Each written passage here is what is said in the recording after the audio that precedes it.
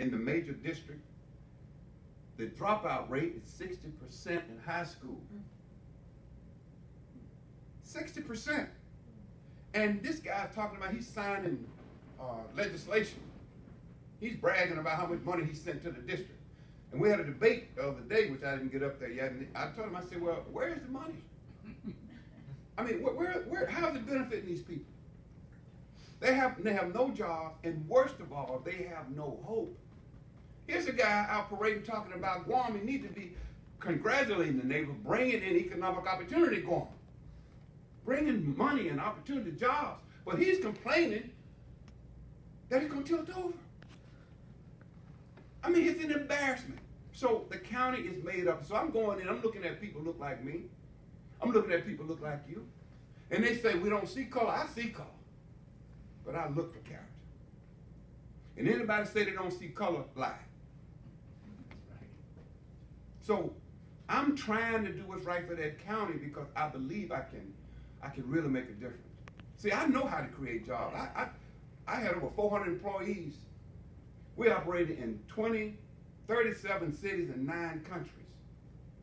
We grew a company from like $200,000 over $120 million. So I know how to create jobs. And I never missed a payroll. I worked with one of the largest law firms in the district. First time I came from Atlanta to DC. I was here doing a fundraiser for John Tower, a senator from Texas. And I met this young lawyer, asked me, I don't understand how a black conservative Republican from Georgia putting on a fundraiser for Texas senator. You know what my answer was? Twofold. One was John Tower was a friend of mine. And he was. And my second was, you don't see many black Republicans because you haven't gone further enough south. That lawyer and I became friends, and he was one of the best counsel I ever had, and it was a blessing because I needed him on that stretch. And that was Joe Reed. Now, you just outed me. You haven't yet. Listen, I speak truth. I speak truth to the word. I'm from Texas. I want you to know that, Mr. Speaker. Yeah, no. The point I'm trying to make is that why are you doing this? And I told him, even then and now, I speak truth to the word, and I try to keep the power from the wicked. That's a prayer of my mother. See, she couldn't vote. She wasn't allowed to vote. But she had faith. And the Lord was with her. And she always said, baby, the Lord gonna build a hedge of protection around you. You know, when you're a kid, you have to, I've had to believe my mother. I didn't know, but I believed her. So I said a lot to answer your question about the type of district it is. But it's the district that has strayed away from the word, from the Lord, and they're run by a guy that is a Buddhist. Now, I'm not going to blame him for that, but this is a nation under God. And I'm telling the people, I don't criticize him for that, but the truth has to be told. And if you know anything about Buddhism, it's no kind of spiritual walk involved with that. So I'm trying, with the grace of the Lord, is to make something happen positive in that district. So you know, one guy who showed up here, and he would be, Mr. Speaker, he would be AWOL in the Army, but he got here, so he's not AWOL, he's just late. But for all of you who don't know, this is Ranger Jones. And Ranger Jones was a young trooper in the Army way back when an up-and-coming movie star named Denzel Washington was asked to play in a role called Glory, for which he got the Oscar. And the military looks at these films and decides whether they're going to support it or not. And a lot of them they don't, because it's got stuff in there that we don't like. We don't have to support it. But we liked Glory, and so we gave him a soldier. We loaned him a soldier. It was Ranger Jones, and Ranger taught Denzel how to be a soldier. And they actually liked Ranger so much they put him in the movie. He's the guy that was holding a flag. And you died. Welcome back, Ranger.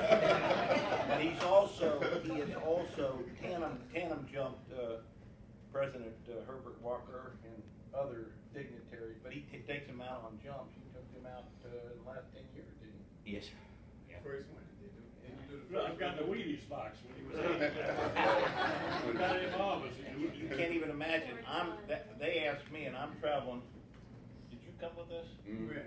Was Katrina. Yes, Katrina? Yeah, we knew all. Katrina and Joe and Ranger, and I'm, you know, and Coach calls me up, he says, Coach, we gotta go to New Orleans, and I'm looking at the television screen, it's Tuesday. And I said, Coach, why do we need to go to New Orleans? And Coach says, Coach, those are my people. And I said, why do you need me? And he goes, Coach, I can take care of the governor, I can take care of the mayor, I need you to take care of the US Army. That's why I got Ranger, so. That was great, guys. 2 hard days. Yeah, but 2 glorious days. We met a veteran here, remember, that was suffering, and we helped him out. It was a good deal. As I was saying earlier, real quick before I get off that, I was talking earlier to Bob and to the group here about how young those soldiers were, and 20 years old. And they were from the 82nd Airborne, and Joe and I, Coach, we took pictures with them, and you know, just to try to show our appreciation for their service. So I've never served in the military. My father did, honorably.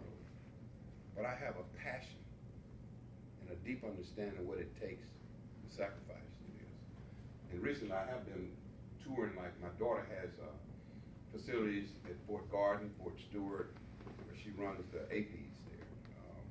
She got beauty shops. And I got to meet with some of the guys. Still, they are still young, and the families, a lot of those families are not doing well financially. And we just need to do more to help them. And I think every politician or lawmaker out here need to make a point to go and spend some time with our troops and their families. Because it's real, man. It's real life. It's not like numbers you just put out. These are people. And you know what? The whole world say no, that they're the best in the world. So, anyway, I just want to, Ranger, good to see you again. You too. Now, the one thing you guys did, you just blew one of my, we got a trivia going on here. We got some questions, books that we're going to offer. My 3rd and 4th book, we're going to give those out as appreciation. And the ones that I'm here, I'll send you another book. You don't get one. We got trivia questions. So if it's okay, I don't know how much time we got. We'd like to do that.